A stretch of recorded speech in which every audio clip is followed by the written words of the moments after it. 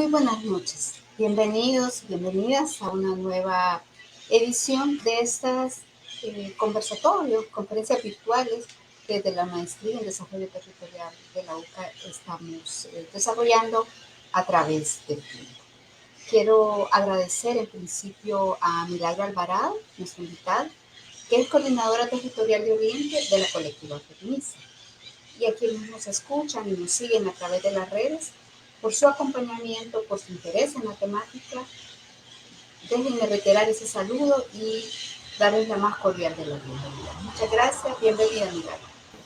Muchas gracias a la oportunidad para poder participar en este conversatorio sobre un tema tan relevante, ¿verdad? Y de importancia para las municipalidades y también para las actoras como somos las organizaciones de mujeres. En este caso, como colectiva feminista, me siento muy privilegiada de poder participar y brindar nuestros aportes desde nuestra propia perspectiva. Muchas gracias. Muchas gracias. Y justamente quiero retomar esto último que usted decía. Sabemos que la Ley Especial de la Estructuración de Municipios crea un conjunto de transformaciones, de cambios, por ejemplo, en el número de municipios. Pero desde la visión de las organizaciones de mujeres, en este caso de la colectiva feminista, ¿qué significado tiene esa creación de nuevos municipios y de los distritos? ¿Cómo lo visualizan ustedes?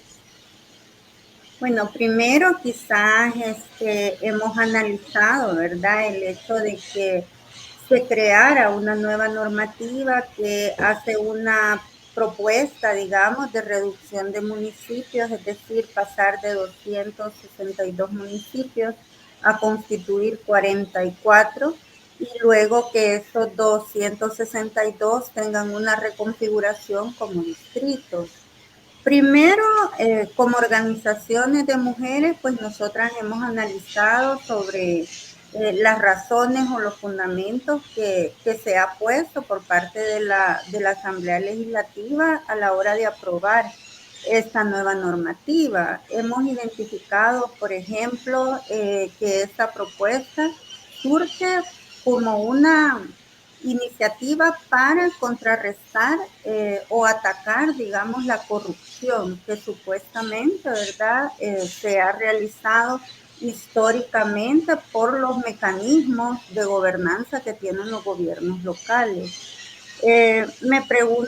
Nos preguntamos en ese sentido si la ley, ¿verdad?, establece artículos, establece esa prevención que tiene que ver con la corrupción, ¿verdad? Habría que estudiar al detalle, analizar a fondo ese razonamiento, ¿verdad? Otro planteamiento que hace es el tema de la población, ¿verdad? Como el reordenamiento de los municipios obedece también a poder ordenar aquellos municipios que no tienen más de 1,000 habitantes. Es otro de los argumentos que esta normativa propone. Sin embargo, nos hemos preguntado, ¿verdad?, cómo se hace una afirmación sobre el tema de población en los municipios, por ejemplo, sin tener un censo actualizado.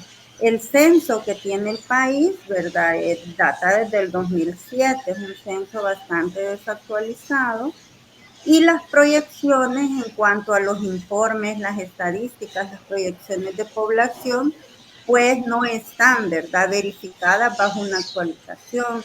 Creemos nosotras que eso, pues, debe de basarse en información verídica en cuanto a las poblaciones que los municipios tienen. Por otro lado, también se dice en los fundamentos que va a haber una mejor respuesta a las necesidades de la población, ¿verdad? De cómo ese reordenamiento de los 44 municipios va a permitir que los gobiernos locales hagan una mejor respuesta a las necesidades, a las demandas que tienen las poblaciones. En ese sentido, nosotras esperaríamos, ¿verdad?, que esta normativa también aplique una estrategia de reordenamiento real, territorial, ¿verdad?, que responda, digamos, a esas necesidades. Por otro lado, también hemos reflexionado con muchos gobiernos locales porque como colectiva trabajamos en alrededor, en este momento, más de 60 distritos, en donde la colectiva en algunos tiene un trabajo que tiene mucha más trayectoria, ¿verdad? Es decir, de años de trabajo, de asesoría, de esfuerzo con estos gobiernos locales. Por decir algo, con algunos municipios venimos creando políticas de género de primera generación, así le llamaban, ¿verdad? Antes de la existencia de nuevas normativas que son favorables a los derechos de las mujeres. También venimos desde los procesos de incidencia, porque existiera, ¿verdad?, la competencia 29 en el Código Municipal, donde mandata a los gobiernos locales a que estos pues implementen proyectos, programas encaminados a la institucionalización de la equidad de género y los derechos de las mujeres a través de la creación de las unidades de la mujer, lo cual permite, ¿verdad?, un rol activo de las municipalidades para poder abordar todo lo que tiene que ver con buscar la equidad de género, buscar la garantía de los derechos de las mujeres, mejorar sus condiciones de vida. En eso, pues, nosotras hemos hablado y los gobiernos locales en algunos momentos pues de jornadas de trabajo nos manifiestan el hecho de primero desconocer, ¿verdad?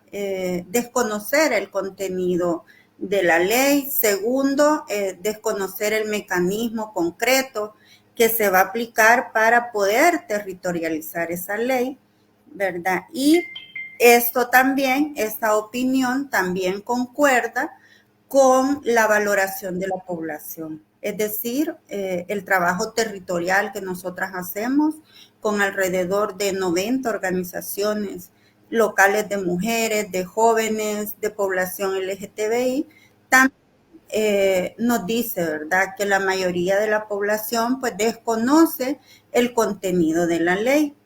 Y eso, por ende, pues genera cierta inestabilidad en cuanto a pensar, ¿verdad?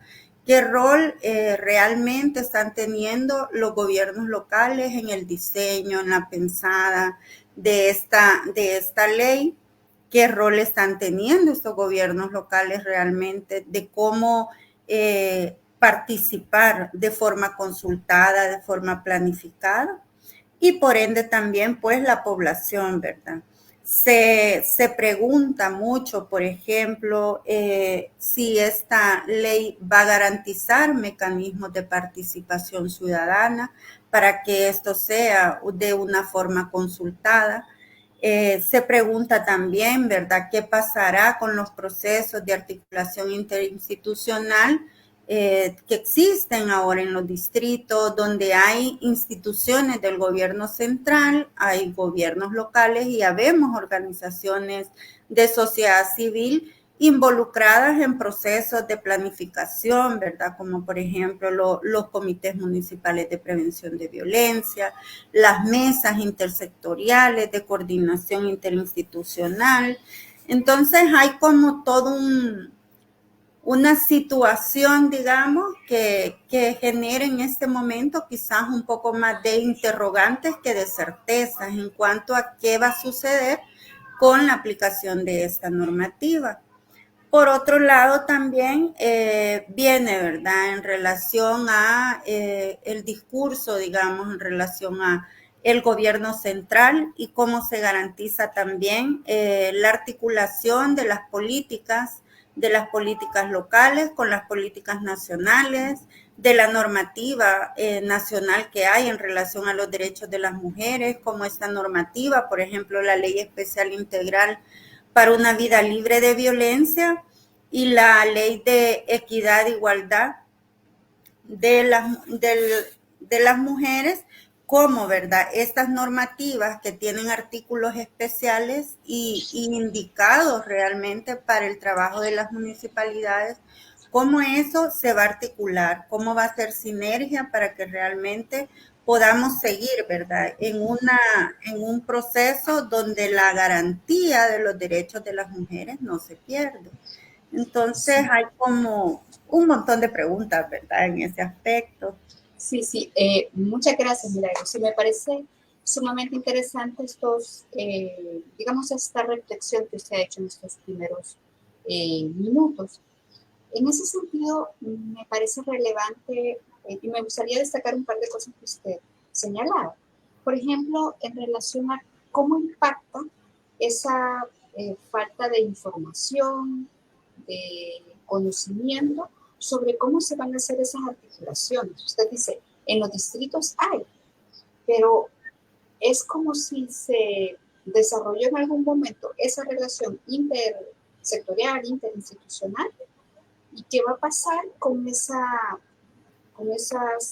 relaciones entre las organizaciones, entre la ciudadanía, pero también aquí cómo eso afecta en la vida de las mujeres.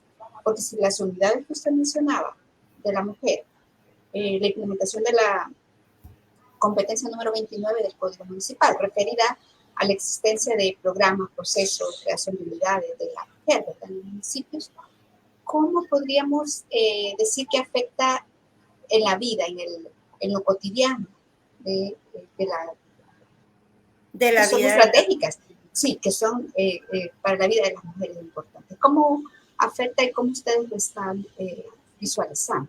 Sí, yo creo que hay que revisar, ¿verdad? Y a la luz de la ley, lo que dice específicamente, lo que reconoce y lo que no está reconociendo. Creo que ahí hay, primero, inconsistencias en relación a cómo se armoniza ese marco jurídico nacional con un marco jurídico local. Por otro lado, yo creo que la ley, ¿verdad?, está, digamos, evadiendo todo este tema que tiene que ver con la aplicación de la normativa nacional, que, por ejemplo, los derechos humanos de las mujeres, a través de cómo se aplica, digamos, la nueva normativa. Y es bien curioso, por ejemplo, usted lee, hay un artículo, ¿verdad?, que es el artículo 2, que establece como con todas las normativas que la ley de reestructuración municipal va a estar relacionada. Es curioso que de las leyes que están a favor de los derechos de las mujeres no se menciona ninguna, es decir, no se menciona ni la ley especial integral para una vida libre de violencia para las mujeres, y tampoco se menciona la ley especial de equidad, ¿verdad?, y erradicación de la discriminación en contra de las mujeres. Esas dos normativas no están siendo tomadas en cuenta. Por otro lado, también yo quiero hacer mención, y este es como un pan caliente en este momento para los gobiernos locales. Acaban de también, a través de un decreto, acaban de aprobar la Ley Especial de Transición para la Reestructuración Municipal. Esta ley plantea, ¿verdad?, que los consejos municipales van a tener 2 años para hacer un proceso que les permite hacer el proceso de transición y de rendición de cuentas de cómo quedan las municipalidades. Yo ahí he visto dos cosas. Una cosa es el hecho de que en 2 años se propone que haya ese proceso de transición, ¿verdad? Y, por ejemplo, las unidades municipales como unidades de medio ambiente, unidades de catastro, las unidades de uso de suministro, de especies, de finanzas, las unidades, digamos, que tienen las municipalidades, van a poder tener esos 2 años y van a poder tener un referente en los distritos. Pasado esos 2 años, ¿verdad? El responsable de la unidad va a estar nada más en la cabecera municipal. ¿Qué significa esto? Significa que delegados o responsables que en este momento todos los distritos tienen, van a dejar de estar en 2 años, ¿verdad? Ahí, para mí, ¿verdad? Y esta es una opinión también personal que me surge del análisis, esto significaría un achicamiento del aparato municipal como tal, de las administraciones municipales. Esto, ¿en qué se contradice, digamos, con el principio que estábamos hablando al inicio de los fundamentos de la normativa, que tienen que ver con dar una mejor respuesta a la población? Mientras menos personal haya en las municipalidades, será más difícil poder atender a las poblaciones, ¿verdad? Ese es un dato. El otro dato que me llama también la atención es el tema que tiene que ver con las unidades municipales. Igualmente, como no se nombra en la ley, sobre todo las dos leyes favorables a las mujeres, tampoco se nombran las unidades municipales de la mujer en esta nueva ley especial de transición para la reestructuración.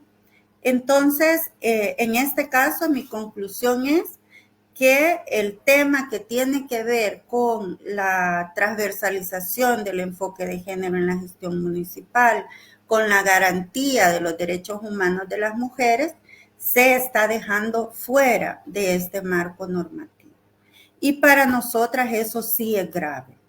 Es grave porque, por un lado, ¿verdad? Se está dejando de lado, digamos, a más del 50% de la población.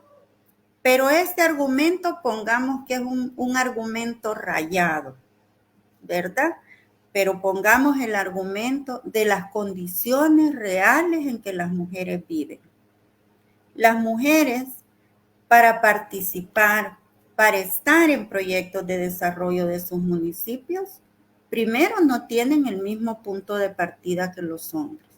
Es decir, aquí hablamos de un entramado a nivel social, a nivel político, a nivel económico, que genera desventajas y pone limitantes para que las mujeres realmente participen en esos procesos. Entonces, primero eso.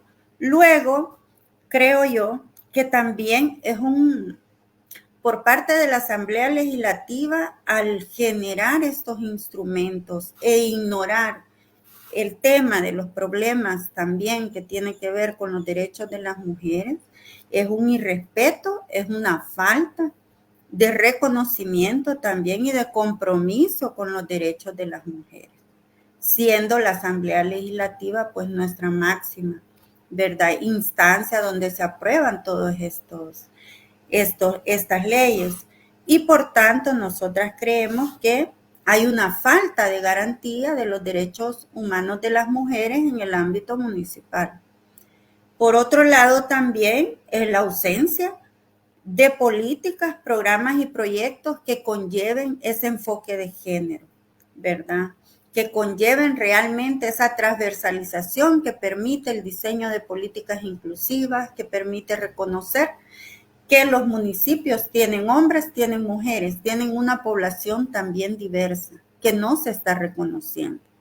Y por otro lado, es una latente eliminación de las unidades municipales de la mujer. No está, ¿verdad?, ni normado en la Ley Especial de Reestructuración, ni tampoco se retoma en este momento en la Ley de Transición para este proceso. Y por otro lado, también esto va a repercutir, o sea, sabemos que un gobierno local o un gobierno nacional que no atiende los problemas de poblaciones en condiciones de mayor vulnerabilidad, se encamina a un incremento y agudización de los problemas que ya las mujeres enfrentamos. Entonces, en este caso, el tema de la violencia, los gobiernos, al no tener planes de prevención de violencia, no van a poder tener una respuesta hacia la prevención de esta problemática, ni tampoco se van a orientar a mantener esas estructuras de articulación interinstitucional con las instituciones de justicia para que haya realmente una atención a la violencia contra las mujeres. Por otro lado, también nosotras planteamos, es una exclusión de las mujeres de los procesos de desarrollo local y de los procesos de planificación. Los gobiernos se van a declarar incapaces de poder dar respuestas a problemas muy latentes en los municipios, ¿verdad? Por no tener esas herramientas. De desconocer también los esfuerzos que las mujeres hemos hecho en la defensa de nuestros derechos cuando ha sido una lucha de décadas. Es decir, las mujeres organizadas, las mujeres en el movimiento, hemos venido haciendo y desarrollando estrategias de incidencia independientemente del partido en turno.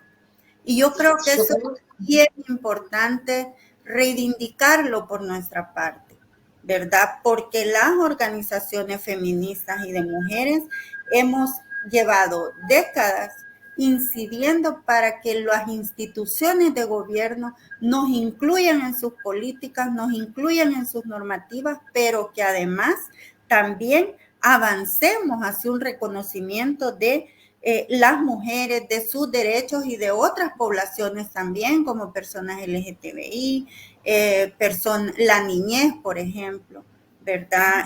Las niñas, las adolescentes, las juventudes.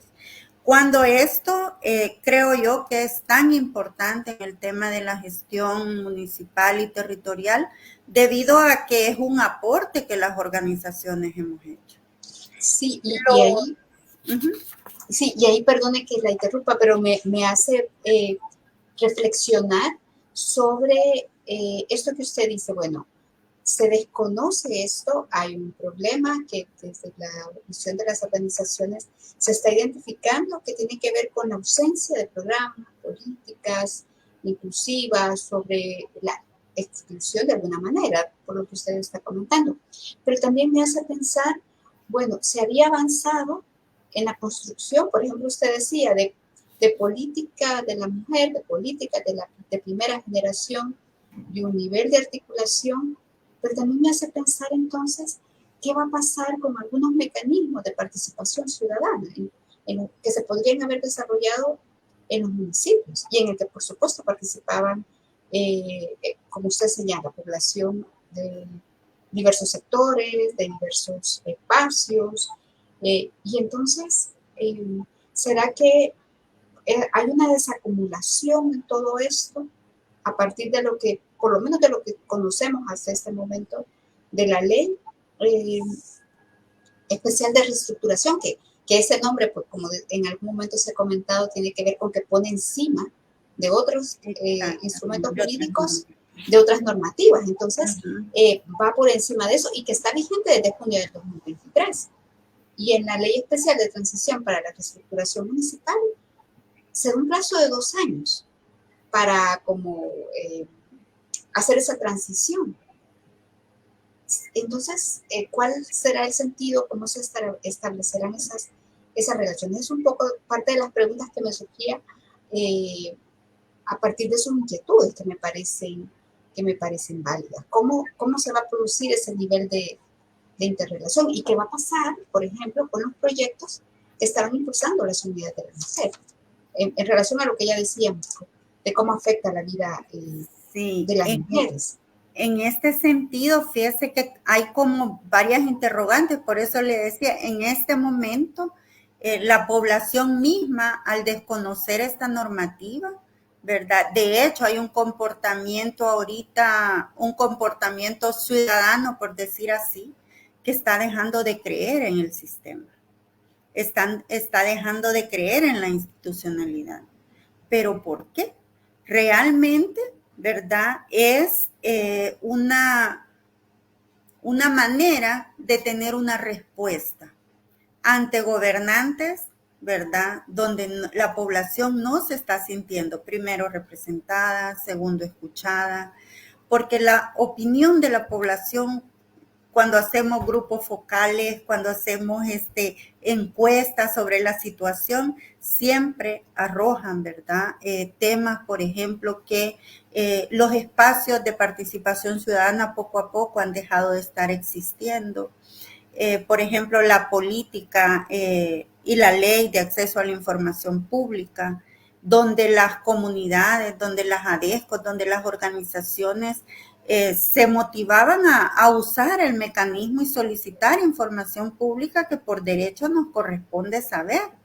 Y entonces el hecho de que esta ley, la reducción del Instituto de Acceso a la Información, el tema que tiene que ver con que de las municipalidades quitaran el referente, ¿verdad?, que estaba para poder otorgar el oficial de la información pública, se quitara todo eso, es un mensaje tan subliminal de la población hacia la población y que el comportamiento ciudadano, ¿cómo se expresa? ¿Verdad? No salir a votar, por ejemplo. Si vemos las estadísticas de cuánta gente salió a votar, ahí nos preguntamos, ¿tenemos gobiernos legítimos? ¿Tenemos gobiernos representativos? Todos esos temas están en cuestión, ¿verdad?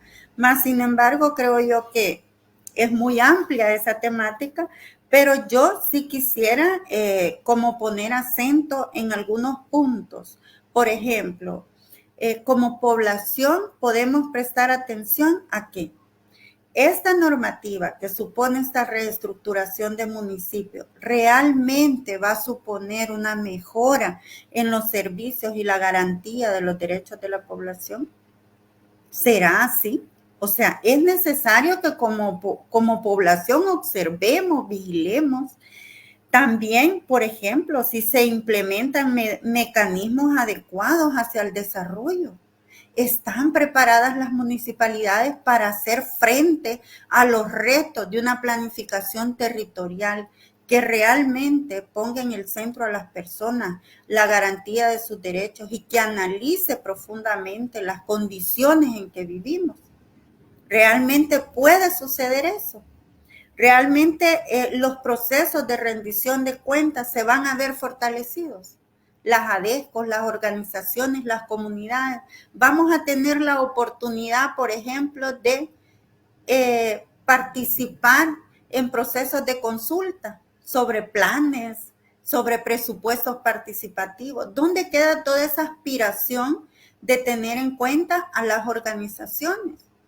Y también cómo queda, por ejemplo, el tema de las políticas locales, ¿verdad? ¿A qué se alinean? ¿Se alinean a los derechos de las personas, a los derechos de las mujeres? ¿O se están alineando a empresas, a transnacionales, a megaproyectos que realmente en vez de provocar un beneficio hacia las poblaciones van a provocar un impacto negativo? Entonces yo pienso, ¿verdad?, que también todo este tema tiene que ver con que se permita esta nueva reestructuración, construir otras estructuras también, ¿verdad?, que respondan realmente a cómo hacer propuestas de transformación que coloquen en el centro la vida cotidiana de las mujeres, la ciudadanía, ¿verdad?, el ejercicio de la ciudadanía como un derecho. Cómo generar también ciudades inclusivas que garanticen el derecho de las mujeres, las diversidades, tal como se proponen agendas como la Agenda 2030, la Agenda Urbana también de Desarrollo. Cómo los municipios desde estas propuestas se articulan, ¿verdad?, a promover realmente esos procesos de desarrollo. Y también, por ejemplo, Morena Herrera, muchísimas gracias y un saludo especial. ¿Cómo queda la competencia 29? La competencia 29 que mandata a los gobiernos locales realmente a plantear, ¿verdad?, esos programas, esos proyectos a través de la unidad de la mujer. Y no solo a través de la unidad de la mujer. La competencia 29 del Código Municipal debe de ser leída en su integridad y en su relación con el resto de competencias que tiene el Consejo Municipal. Entonces, hacia todo eso, creo yo que es donde debemos de estar vigilantes, ¿verdad? ¿Qué impacto realmente va a tener? Y por otro lado, pues también ver esto no solo de forma fatalista, ¿verdad? Porque las mujeres hacemos un análisis y debates muy profundos sobre nuestra situación y de cómo estas políticas impactan en nuestra vida. Pero también tenemos gran capacidad propositiva para proponer estrategias, para participar, para estar en la vida pública de nuestros municipios. Claro, yo creo que justamente este es uno de los temas de debate, ¿verdad? Por ejemplo, y bueno, muchas gracias por la pregunta que ella se formulaba, pero también un planteamiento ahí está vinculado con las ordenanzas que ya existen en los municipios, en los ahora distritos, cómo se van a desarrollar, cómo se van a implementar, qué va a pasar con las políticas de la mujer, que yo le decía hace un momento, que ya existen y que definieron qué se va a hacer y la necesidad de apuestas estratégicas, de políticas y de eh, participación ciudadana y de presentación y articulación de propuestas. Entonces, ¿cómo se puede generar ese vínculo y esa relación entre las organizaciones de mujeres? ¿Cómo se pueden abrir esos espacios para el debate? Por un lado, las organizaciones tienen, como usted dice, y las mujeres, capacidad de propuestas, de conocimiento, además de territorio, que yo creo que eso es fundamental. Es decir, se conocen los municipios, los ahora distritos, se reconoce el sistema de actores, quienes participan, cómo participan. Pero de repente el desafío está en la comunicación, en la interacción, en las reglas claras, no sé, ¿cómo lo valoran ustedes? Yo creo que una de las primeras cosas que nos proponemos es el estudio de las normativas, o sea, comprender realmente eh, el documento en sí, las implicaciones que nosotras vemos y de ahí partir, ¿verdad? Por ejemplo, primero, creo yo, partir de que el tema de incidencia, de defensa de nuestros derechos, lo hacemos en el marco del legítimo derecho de defender nuestros derechos. Creo que ese es un punto de partida que las mujeres estamos conscientes. También, aparte de ello, tenemos un marco jurídico que es internacional y que es nacional, que ampara también la garantía de los derechos humanos de las mujeres y donde el Estado está comprometido a poder cumplir esos marcos. Por otro lado, también creo que los estados y el Estado salvadoreño debe de avanzar al reconocimiento de las mujeres como sujetas de derechos y de políticas de desarrollo. Es decir, que las mujeres no somos las necesitadas que necesitamos un favor del gobierno local. No somos eso, somos sujetas de derecho y en ese sentido tenemos derecho a ser escuchadas, tenemos derecho a que se nos tome en cuenta cuando se planifican los procesos de desarrollo. Por otro lado, también es un punto y es un asunto de justicia pública del Estado, ¿verdad? Por ejemplo, el Estado salvadoreño tiene una deuda grande con los derechos de las mujeres. Un ejemplo, el reconocimiento y la normativa favorable a los derechos sexuales y a los derechos reproductivos de las mujeres no existe. En este momento las normativas y las políticas están viendo a las mujeres en su calidad de madre gestante. No la están viendo como persona, como mujer poseedora de esos derechos. Ya no queremos tener casos, por ejemplo, como el caso de Manuela, ¿verdad? Ya no queremos un caso Beatriz en El Salvador. Eso deja en muy mala posición a El Salvador en cuanto a garantía de derechos de las mujeres se refiere. Por otro lado, también no queremos seguir viendo más niñas embarazadas y que sale una niña embarazada de 11, de 12 años y la cultura machista en la sociedad salvadoreña nos diga, no, es que ella se lo buscó y no se reconozca que todo acto en cuanto a las relaciones sexuales con una menor se refiere, constituyen un delito, según nuestra normativa. Eso no se está reconociendo. Nosotras no queremos que mujeres que llegan a los hospitales a estar en las camillas pasen de esa camilla a la cárcel por una emergencia obstétrica. Eso no lo queremos. Entonces hay muchas situaciones donde las mujeres estamos siendo violentadas institucionalmente y jurídicamente por el Estado. Y por otro lado también reconocer, ¿verdad? Consolidar una narrativa a través de la generación del conocimiento y de la comprensión de lo que sucede en los municipios, ¿verdad? Las entidades, por ejemplo, de los municipios, estamos en los municipios, el gobierno local es la entidad más cercana a nosotras, es con quien más interactuamos a nivel local, a nivel de negociación, de cómo se escuchan nuestras propuestas, nuestras demandas.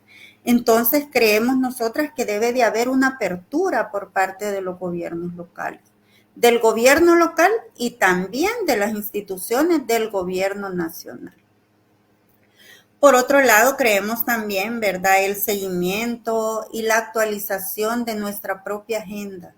Es decir, las mujeres hemos venido construyendo plataformas, agendas de demandas que expresan nuestro sentir, pero que ese sentir lo hacemos desde una postura propositiva. Es decir, enfrentamos violencia, pues demandamos la generación de planes de prevención de violencia, de una mejor sensibilización en las instituciones operadoras de justicia para que éstas hagan realmente una atención acorde a la normativa, también de calidad, de calidez, de comprensión de las diversas situaciones que las mujeres enfrentan en esos marcos, porque no es casualidad que un policía o un juez diga, no, que no voy a proceder, no capturo al hombre porque me va a decir que se lo suelte. Entonces pierden de vista. Primero funciona el esquema de una cultura introyectada de tal manera que se olvida que hay una responsabilidad institucional y jurídica que cumplir. Entonces hay que como que trabajar mucho en eso todavía, ¿verdad? Y en este caso yo pienso que los discursos tanto del presidente como de ministros, ministras, debe de ser incluyente de estas problemáticas. No desconocer que las mujeres vivimos en situaciones difíciles y específicas en relación a nuestra condición y posición de género.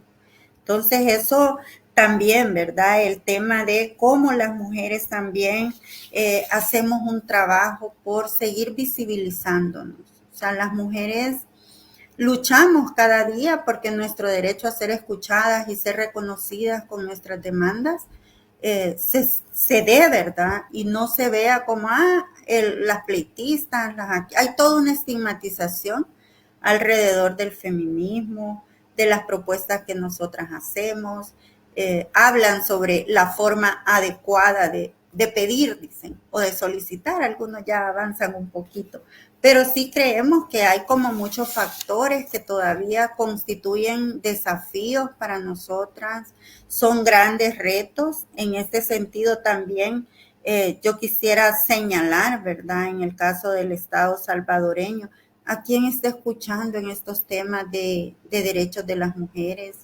¿verdad?, de la garantía de los derechos de las personas diversas. ¿A quién está escuchando?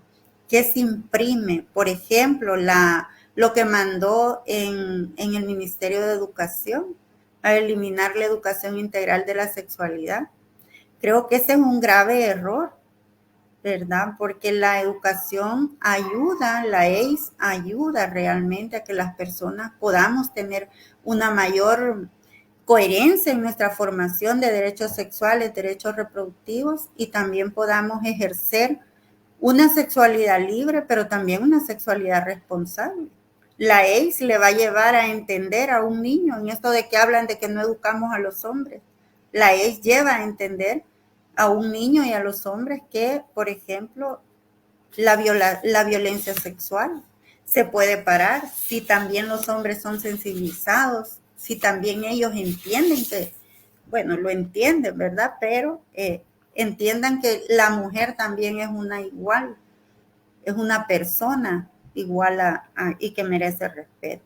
Entonces hay un entramado de situaciones donde ahorita las mujeres estamos como inmersas en ese debate, pero sí comentar también de que estamos dando pasos, estamos construyendo, por ejemplo, a nivel de territorios, como colectiva hemos construido la Plataforma Nacional por la Defensa de los Derechos Sexuales y los Derechos Reproductivos. Esta plataforma va a llevar una agenda de trabajo que tiene que ver con promover esos procesos de formación, esos procesos participativos también a nivel local, involucrar a los municipios en que sigamos construyendo política. Lo hemos hecho y lo podemos seguir haciendo. Es decir, nosotras tenemos organización, tenemos experiencia también en cómo brindar procesos de asesoría para que los gobiernos locales cuenten con esos instrumentos. Entonces, creo que sí supone grandes retos, pero eso no dice de que vamos a parar, de que nuestra lucha va a cesar. Eso, o sea, eso no está en cuestión, ¿verdad? Lo que sí está en cuestión es que realmente avancemos. Claro, y esta reflexión que usted comparte, Milagro, me hace pensar también en que sí, se había avanzado un poco, se puede continuar trabajando, no hay que dejar de hacerlo o quitar el dedo del renglón, digamos, para ponerlo de manera un poco coloquial. Sí. Ahora, el asunto es cómo se establece esa interrelación, por ejemplo, el desafío que hay en cuanto a los 60 ahora distritos en los que ustedes han tenido presencia. Y digo en el caso de la colectiva feminista, pero hay otras compañeras que pertenecen a otras mujeres, que pertenecen a otras organizaciones que se enfrentarán al mismo desafío. Entonces, ¿cómo se puede desarrollar este trabajo, este proceso en esos dos niveles que entendemos se van a dar? Los municipios, el gobierno local está instalado en los municipios, pero ¿qué va a pasar con los distritos donde existían estas políticas? Habrá que crear nuevas, habrá que retomarlo, cómo va a ser esa interrelación. Entonces, en su opinión, ¿cómo se puede hacer ese trabajo en esos dos niveles? ¿O cuál es el obstáculo que habrá que superar? Porque hay una cosa que usted decía, por ejemplo, que está vinculado con el acceso a la información, con la invisibilización de algunos temas como si no existiesen, que podría también ser otro gran obstáculo, ¿verdad? Otra gran limitación. Y también cuando usted señalaba en relación a los hechos de violencia contra las mujeres, contra las adolescentes, de los niños, ¿cómo se normaliza la violencia? Entonces, en esos escenarios, ¿cuál sería el desafío para esa interacción entre municipios, distritos y este sistema de actores del que forman parte de las organizaciones? Así es. Bueno, primero decir, ¿verdad? Hay muchas organizaciones que estamos haciendo un trabajo fuerte a nivel territorial, enfocándonos cabalmente en que los gobiernos locales puedan tener las capacidades para dar respuesta. Eso pasa primero por los procesos de asesoría, por las negociaciones, por los convenios que hemos establecido con las municipalidades. En ese marco, comentar de que hay modelos, digamos, de trabajo ya establecidos, por ejemplo, los centros de multidisciplinarios de atención a los derechos de las mujeres y las juventudes. En este momento, nosotras hemos estado hablando con diversos municipios donde están los centros para que estos centros, digamos, logren articular y logren acuerpar servicios ya no solo para su municipio, sino también para todos los distritos, digamos, que en él se van a constituir. En eso supone una nueva forma, digamos, de planificación de estos centros, es decir, elaborar planes de trabajo con las unidades de la mujer, con las unidades de niñez, adolescencia y juventud, y también con otras unidades como proyección social. En este caso, le comento, hemos avanzado ya en pláticas con varios gobiernos locales que están ya por retomar, ¿verdad? Sus funciones el 1 de mayo y entonces vamos a avanzar en ese sentido, vamos a promover que haya un intercambio en cuanto al trabajo que se ha venido haciendo, presentar los centros, presentar planes de prevención, es decir, como mostrar el contenido que en ese municipio existe. Y eso pasa por hablar de políticas de género, hablar de los planes de prevención, hablar también del tejido asociativo que las mujeres han construido en estos municipios. Entonces, eso también supone, por otro lado, una organización de las organizaciones locales de mujeres. Y en ese aspecto nosotras sí hemos avanzado en varios territorios. Hay concertaciones, hay redes de organizaciones de mujeres que estamos incidiendo, ¿verdad? Y que en este momento pues ya estamos con esa mirada puesta y diciendo, organicémonos, sentémonos, propongamos hacia este nuevo gobierno local cómo, ¿verdad? Queremos establecer esa negociación, esa interlocución que necesitamos para dar seguimiento a nuestras agendas de demandas. Eso por otro lado, y por otro lado también todo el tema que tiene que ver con el fortalecimiento de las capacidades hacia las propias municipalidades. Es decir, continuar trabajando con los distritos, continuar trabajando ya con este consejo municipal y ver la forma, ¿verdad?, de cómo esta nueva reestructuración pues nos permite construir desafíos, tener retos que supuestamente van a ser muchos, ¿verdad?, por la dinámica, pero también lograr acuerdos de trabajo conjunto, darnos cuenta que si sumamos es mejor.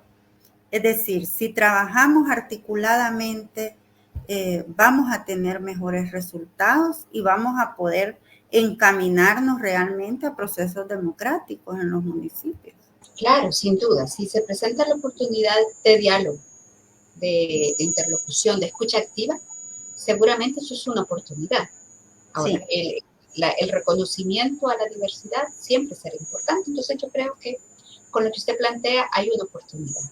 Sin duda, probablemente no funciona igual en todos los espacios, pero el diálogo, la interlocución, la comunicación siempre será relevante. Yo quiero compartir con ustedes un comentario de Laura Morán y dice, gracias Laura por compartir su opinión.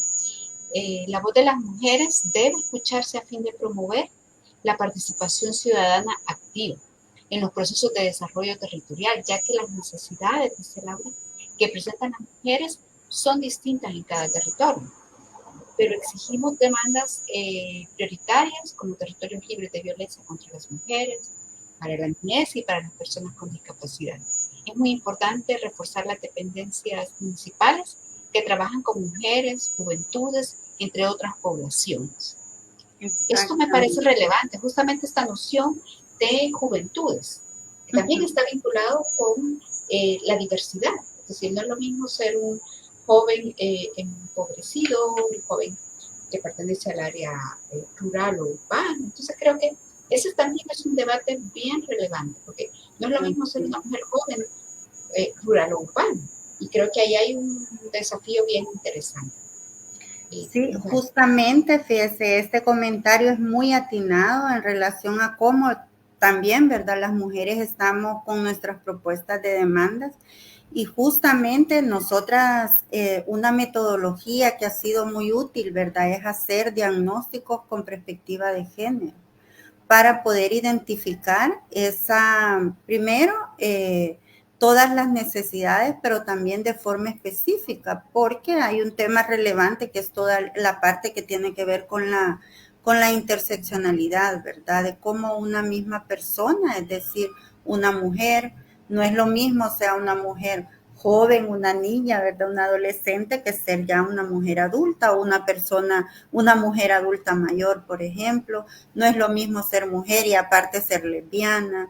Es decir, esas dobles discriminaciones que también enfrentamos en razón de nuestras identidades, ¿verdad?, y de cómo estamos en esas condiciones que nos generan esa desigualdad.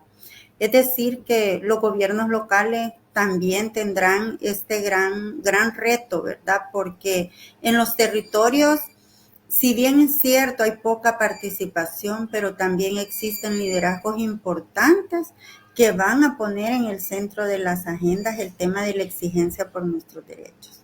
Y no sé, ¿verdad? Pero creo que los gobiernos locales deben de estar preparados primero para escuchar y tener ese nivel de comprensión y no cerrarse, ¿verdad? A ninguna propuesta, porque realmente si se está en ese municipio, si se gobierna para ese municipio, se tendrá que tener en cuenta toda la población de ese municipio.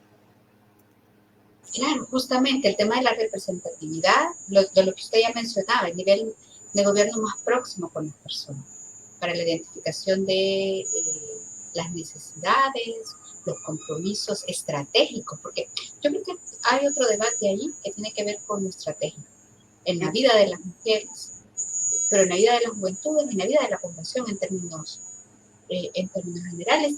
Y me parece clave esto que usted ha señalado, que tiene que ver con el tema del liderazgo. Es decir, ¿cuál es el reconocimiento al liderazgo tanto de las personas que ahí interactúan como a la oportunidad que puede representar que el nivel de gobierno más próximo a la gente, si los gobiernos locales retomen ese papel que tienen, que deberían hacer, digamos. Exactamente. Y que no lo retomen, Romy, como voces disidentes o como voces en contrapropuesta, porque desde ahí se van a generar un bloqueo. Claro. Es decir, que lo escuchen y que reconozcan la contribución que esos liderazgos estamos dando en los territorios. Porque las organizaciones hacen una inmensa labor, por ejemplo, las organizaciones de mujeres, en el tema de violencia contra las mujeres, violencia contra las niñas.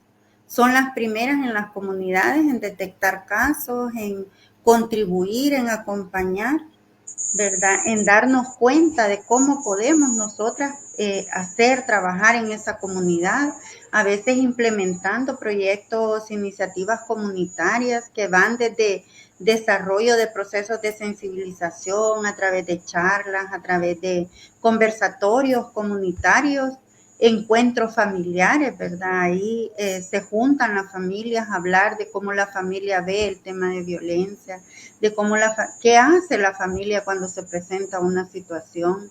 Entonces, ver todas esas temáticas y también otros temas, por ejemplo, el desarrollo comunitario, toda la parte que tiene que ver con los emprendimientos de las mujeres, el facilitarles equipamientos, herramientas para que ellas puedan desarrollar iniciativas que de alguna manera les generen ingresos, ¿verdad? Y que estas iniciativas obviamente tienen un enfoque diferente, es decir, un enfoque agroecológico, un enfoque amigable, ¿verdad? Con las condiciones de vida de la naturaleza, con la protección de los bienes comunes, con todo ese trabajo que está muy íntimamente relacionado al quehacer de los gobiernos locales. Y por otra parte también el tema que tiene que ver con cómo las mujeres viven su municipio, ¿verdad? Hay toda una propuesta de trabajo a nivel de mujeres y ciudad que justamente se implementa, ¿verdad? Desde una perspectiva de espacios seguros y libres de violencia para las mujeres, cómo se aplican políticas de urbanismo, ¿verdad? Que reconozcan esas necesidades, hablando hasta de la existencia de una lámpara en una esquina donde las mujeres pues han enfrentado situaciones difíciles ahí de violencia, hasta macroproyectos, ¿verdad? Que pueden incluir toda una propuesta de desarrollo urbanístico y de gestión de la ciudad favorable también para las mujeres. Entonces, claro, sí, y eso me hace pensar en el tema de el reconocimiento de la heterogeneidad, no como algo negativo, pues, sino como parte de la vida de las personas, como parte de esos procesos que se requieren impulsar. Y en el enfoque del desarrollo territorial, nuestro planteamiento tiene que ver con visualizar el desarrollo como un enfoque sistémico, que está conformado por todas estas dimensiones que usted ha planteado, por estos subsistemas que también están señalados ahí, político institucional, social, lo económico, lo medioambiental, que deberían hacer sinergia para promover mejora en la calidad de vida de las personas, que, bueno, el principio constitucional dice, las personas son el centro de la actividad del Estado salvadoreño. Por aquí también Maite Hernández nos comparte un comentario y gracias Maite por participar. La construcción de alianzas entre organizaciones locales de mujeres, dice Maite, es muy importante para la articulación del tejido social, para la promoción de las demandas en cada territorio a nivel de los nuevos municipios. Felicidades por el trabajo y por ilustrarnos el trabajo que están haciendo. Ahí está el comentario de Maite. Muchísimas gracias, Maite, por compartirlo. Sí, gracias. Sí, realmente yo creo que por parte de las organizaciones tenemos esa conciencia muy afirmada, que colectivamente hemos conquistado nuestros derechos y obviamente nos vamos a alarmar, ¿verdad? Cuando vemos que esos derechos pueden ir en retrocesos debido a la propia gestión que hace el Estado. Entonces digamos, una convicción que como movimiento tenemos y que vamos a seguir. Obviamente no nos vamos a cansar independientemente del contexto, como digo. A veces son bien señaladas o ubicadas en cierta tendencia partidaria, ¿va? Y nosotras decimos, en todos lados hay desigualdad. La necesidad de comprender todo este tema que tiene que ver con la transversalización de género traspasa estructuras, organizaciones, instituciones, ¿verdad? Comprender todo eso. O sea, nosotras nos damos cuenta, a veces llegamos a las municipalidades y estamos, ¿verdad? Ahí en procesos y de repente sale una compañera y dice, mire, yo le quiero pedir una asesoría, yo estoy enfrentando esta situación. Y es una persona de la municipalidad, pues entonces aquí como que nadie está, o sea, no habemos personas blindadas. Entonces el Estado se tiene que dar cuenta de eso. El tema de las desigualdades y el tema de la discriminación hacia las mujeres tiene que ver con un macro concepto de cómo el sistema patriarcal funciona en la vida de los estados, en la vida de las comunidades, de la sociedad misma. Y que por tanto no requiere verlo con medidas pequeñas. Necesitamos ser muy integrales, muy propositivos y analizar esta temática en la dimensión que amerita, con la complejidad que amerita. Y por ende las políticas de desarrollo territorial, ¿verdad? Las estrategias deben de considerar estas dimensiones. O sea, el tema de hacer diagnósticos, el tema de evidenciar. Y es bien preocupante, fíjese, porque actualmente nos estamos quedando sin datos actualizados por parte del Estado sobre estadísticas de violencia contra las mujeres, sobre las políticas. Antes había un plan, digamos, para abordar el tema de indicadores de género. ¿Qué ha pasado con esa iniciativa? Era un plan nacional. Y cuando el ISDEMO asesoraba a gobiernos, agarraba ese sistema de indicadores y buscaba, ¿verdad?, cómo esos indicadores se podían implementar en los municipios. Ahora esa herramienta no se ve. Entonces necesitamos seguir trabajando también en la generación de evidencia, en la generación de esos instrumentos que orienten a las municipalidades. Porque creo que cambia mucho la postura cuando un funcionario público ve que eso es de ley, que eso es de obligado cumplimiento. Y entonces hay como esa razón para decir, usted no puede imponer, ¿verdad?, su voluntad, su prejuicio machista ante un problema que debe de ser abordado institucionalmente. Muchísimas gracias, Milagro. Yo creo que se han dejado ahí apuntadas varias cosas sobre las cuales vamos a seguir conversando. Queremos aprovechar para compartirles una cordial invitación para este viernes a través de Radio YSUCA, donde vamos a continuar conversando sobre estos temas, reflexionando. Están todos y todas cordialmente invitados al programa Abriendo Puertas a las 7 de la noche. Aprovecho el espacio para quienes nos quieran acompañar. Yo quiero que cerremos, ya se ha pasado una hora volando, creo yo. aprovechemos como para puntualizar, digamos, por grandes áreas. ¿Qué serían esos desafíos? Digamos, en lo político, en lo institucional, 3 o 4 cosas en un par de minutitos, mira, para cerrar este paso. Sí, bueno, primero un gran desafío, instaurar esos derechos cruzando normativas nacionales, municipales y haciendo la sinergia adecuada. Segundo, todo este tejido que tiene que ver con la construcción de movimiento a nivel local debe de estar presente en todos los procesos.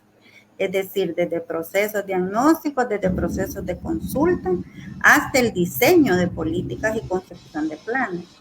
Por otro lado, el tema de los gobiernos locales deben de prepararse, porque también, no solo por el tema de cómo responder a los derechos humanos de las mujeres, sino también cómo responder a la complejidad que significa gobernar en este contexto, con tantos problemas, con tantas necesidades, con tantas también esa nueva estructura que le supone reto de articulación entre ellos también, de cómo los gobiernos locales llegan a consenso, directores de distrito, cómo le dan la importancia al funcionamiento de los distritos para que estos, en vez de ser unidades que se vayan achicando o que vayan perdiendo, digamos, fortaleza, sino que se fortalezcan para que realmente puedan responder a la población. Y por otra parte también creo yo que es necesario todo el trabajo de el diseño y de trabajar, ¿verdad? Por contribuir realmente desde enfoques que eviten la discriminación hacia las poblaciones. Es más, tienen que ser enfoques inclusivos, enfoques de derechos humanos, enfoques de género, el enfoque de desarrollo territorial que está impregnado, ¿verdad?, en toda esta dinámica, creo yo, debe de estar en el centro de cómo se van a diseñar estos procesos.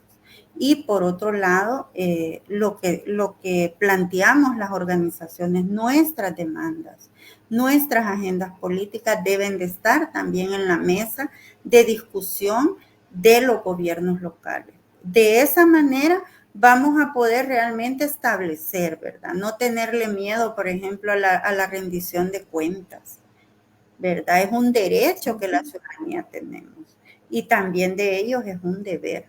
No tenerle miedo, por ejemplo, a la interlocución, a la negociación. En eso nos fortalecemos cuando actores diversos nos juntamos en un municipio, le fortalecemos y la experiencia lo ha dicho, ¿verdad? Entonces creo yo de que por ahí va y que realmente pues esta nueva normativa no signifique un debilitamiento, sino más bien que signifique ese fortalecimiento que dice que va a ser, ¿verdad? Sí, muy bien, muchas gracias. Quiero compartir con ustedes un mensaje a través del WhatsApp de Jeffrey Hernández, que dice: buenas noches. Es fundamental reconocer los obstáculos que enfrentan las organizaciones de mujeres en los nuevos municipios y distritos. El empoderamiento de las mujeres y la promoción de la igualdad de género no solo benefician a las mujeres, sino que también enriquecen y fortalecen a toda la comunidad. Sí. Al final, apoyar a estas organizaciones implica respaldar la diversidad y la inclusión, lo que a su vez contribuye a construir sociedades más justas y prósperas para todos. Muchísimas gracias, Jeffrey Hernández, por compartir su reflexión. Muchas gracias por participar. Como les decía hace un momento, la hora que, digamos, teníamos para este espacio, o los 60 minutos que teníamos, se nos han alargado un poquito, pero ha valido la pena. Quiero reiterar nuestro agradecimiento a quienes nos han acompañado en las redes. También a Milagro, porque su reflexión es muy interesante desde la práctica, desde las visiones y desde la exhortación al diálogo, al intercambio, a la reflexión y a sumar lo que ya se había venido desarrollando. Entonces, a nombre de la maestría, muchísimas gracias por aceptar nuestra invitación, por este espacio que da para mucho más tiempo de reflexión y de debate. Muchas gracias, Milagro. Muchas gracias a ustedes, al equipo de la maestría, a usted, Romy, por la orientación en el conversatorio y también a los comentarios de las compañeras que han participado, ¿verdad? Son muy atinados y realmente que llena de satisfacción saber que, que estamos en la línea correcta. ¿Verdad? Muchísimas gracias. Y para cerrar, entonces, un comentario de Yasmin Chicas que dice, excelente ponencia, atinada y con propuestas claras. Gracias. Gracias a ustedes por acompañarnos. De nuevo, la invitación para que nos acompañen a través de Radio YSUCA este viernes a las 7 de la noche. Y también para que sigan pendientes de estos conversatorios virtuales en los que seguiremos reflexionando, debatiendo sobre esos temas vinculados con el desarrollo territorial. Feliz noche y muchísimas gracias a todos ustedes. Gracias.